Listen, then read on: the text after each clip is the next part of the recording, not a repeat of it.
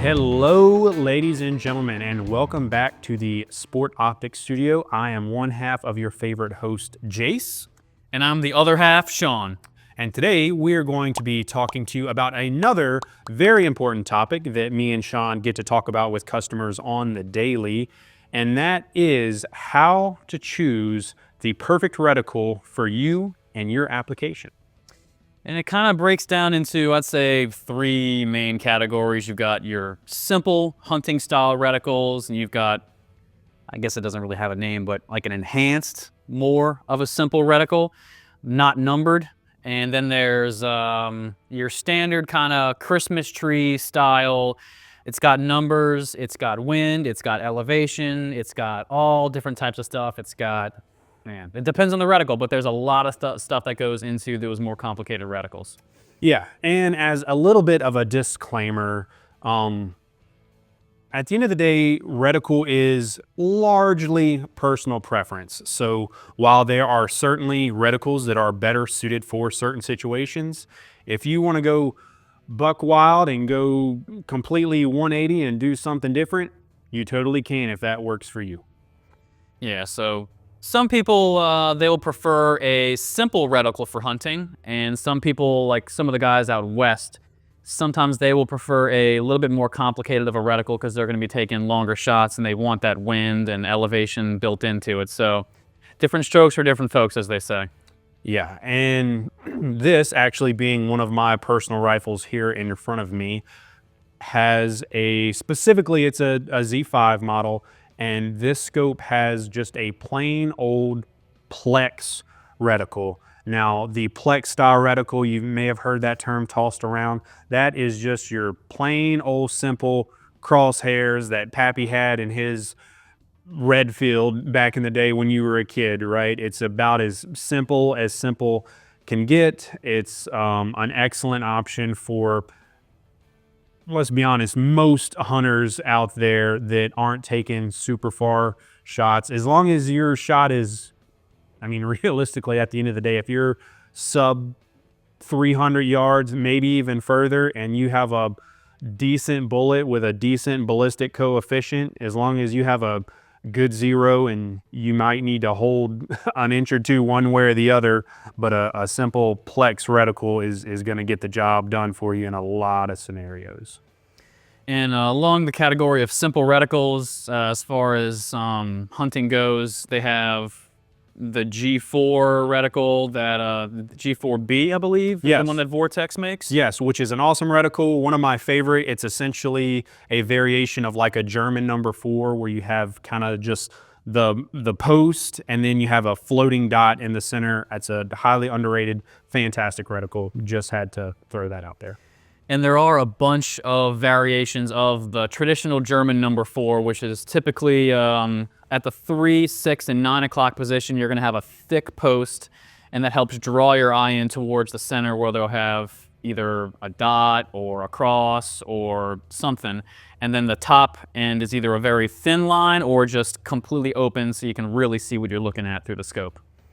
Yeah, absolutely. And then even within the simple reticles, you start getting into the variations on that as well. And every manufacturer is going to have their own version of each type of reticle. So, you know, we're talking about a few different types today and going to go through some examples, but if we wanted to talk about every type of reticle, we'd be here all week probably.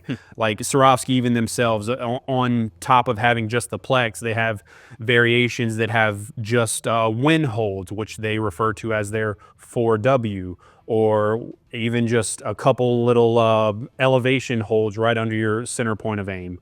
And then you go into other brands like Vortex, Leupold, you know, XYZ. They're all going to have some kind of variation on these simple reticles. The next category of reticles we'll just call hybrid, you know, somewhere between an intelligent reticle and a simple reticle. So a good example of that would be anything that's got holdover for wind and elevation. I know Zeiss has a couple of reticles where they're not numbered, but they do have hash marks all the way down for wind and elevation in either minute of angle or mil radian.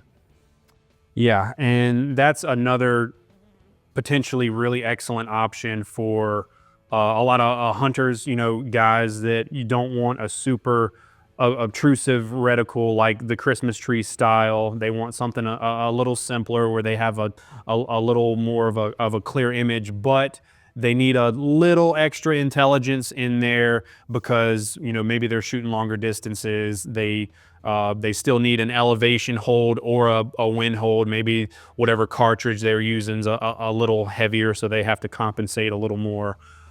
So yeah, a lot of these types of reticles kind of blend the best of both worlds. You know, some might would call them a jack of all trades type reticle. You know, you'll hear different terms thrown around, but another really solid option for these certain scenarios.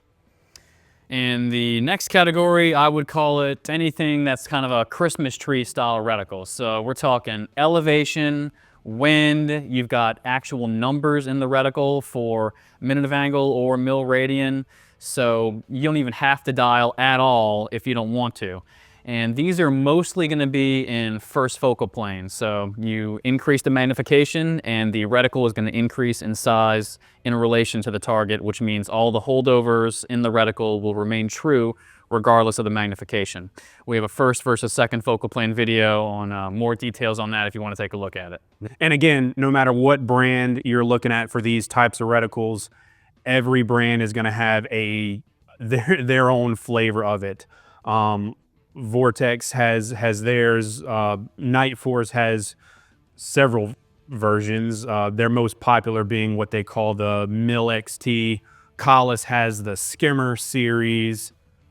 Zero Compromise has the Impact series, and you know, the list goes on and on. There's a lot of different variations of this particular type of reticle, and that's going to be a determining factor when a lot of you guys are looking at some of these scopes to determine which one is going to be right for you. That's definitely one of the factors you're going to want to consider. All right, guys, well, that pretty much wraps up our discussion on choosing the right reticle. So if you have questions on what you want to get and you may not know exactly what kind of reticle you want, give me a call and you can pronounce it however you want. We get customers. I've got a list of all the mispronunciations of reticle, and it's kind of funny. So if you want to add to it with recticle, radical, rectal, that was a funny one, feel free to give us a call. And don't forget to like, share, subscribe, all that fun stuff. Tell your friends, tell your family. All that stuff helps us out greatly. And as Sean has already mentioned, we love messing with this stuff. We do this all day, every day, and we're happy to do it. And as always, don't forget that Sport Optics is your premier dealer for some of the finest optics available in North America. So, signing off, I'm Jace. And I'm Sean. Don't forget to like and subscribe, and we will see you next time. God bless.